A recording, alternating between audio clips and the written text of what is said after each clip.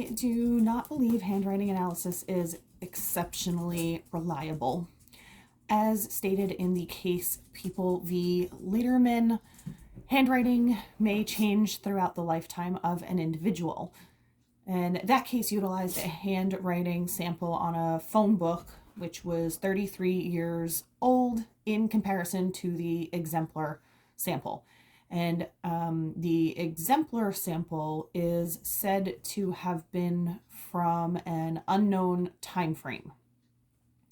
So, first, how are you supposed to be able to evaluate something that you don't even know when it's from?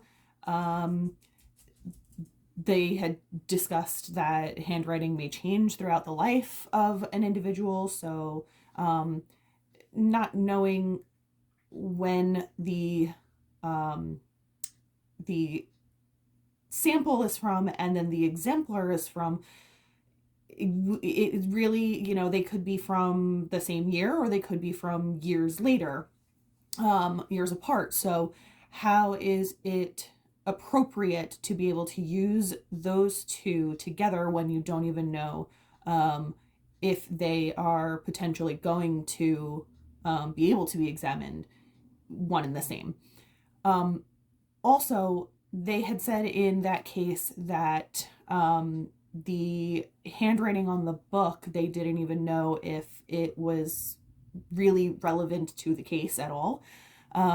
So that kind of made me question it a little bit, because why would you be using something in evidence if you don't even know if it's truly evidence in regards to the case specifically?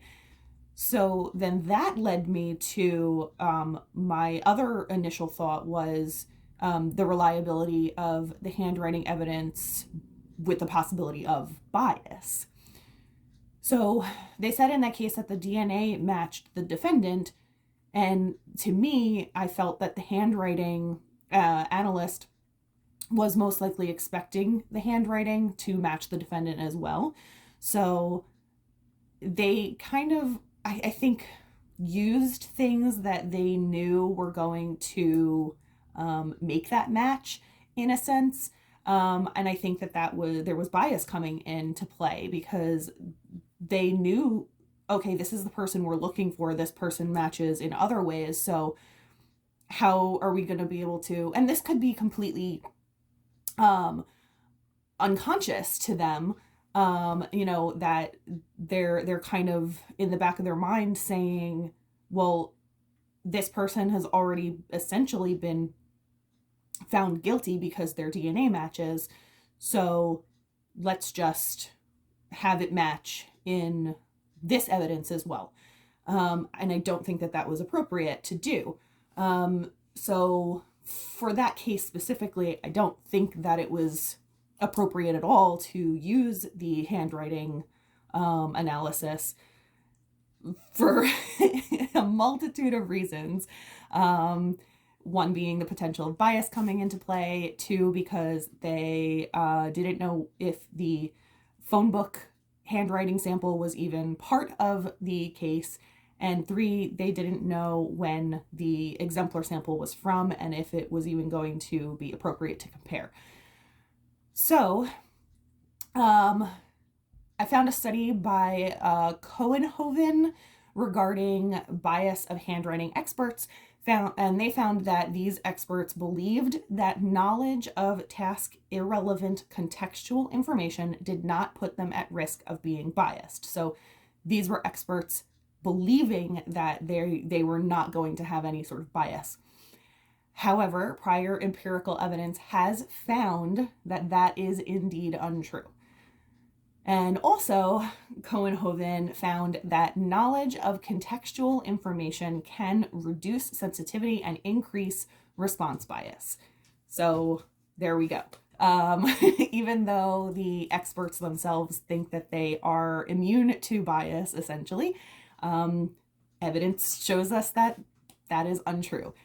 Everyone is, and experts can be as well, and they have to really be able to look at their own biases and know what they are being biased about, which is really difficult to do when it's not a conscious bias. So, we had this discussion in another module, and I really just feel like that came into play significantly in this case. Additionally, Hicklin et al. Conducted one of the largest studies of accuracy surrounding handwriting analysis. And their study found that analysts with less than 2 years experience made a greater number of erroneous decisions than those who had more than 2 years experience. And it seems that those with more experience not only benefit from a greater number of years of conducting this type of analysis, but also greater experience in navigating outside influences, such as the potential for biases. Those experts tend to be more cautious when evaluating evidence. I think that kind of speaks for itself. I think that part of what needs to occur to enhance reliability and credibility is to have more experience. As shown in Hicklin's study, the more experience an expert had, the greater the chance of valid results. And I also believe that the expert must take their time with the evidence they're evaluating to ensure no errors are made by rushing to a conclusion. So that kind of brings you back to the case also. I don't know if that expert was rushing or if they needed to, have something done timely, if they had a deadline that they had to meet and it was immediate, and they just kind of said, we have this DNA match to this individual, so I'm just gonna match the handwriting and call it a day. So rushing, as we all know, can definitely interfere with validity and accuracy.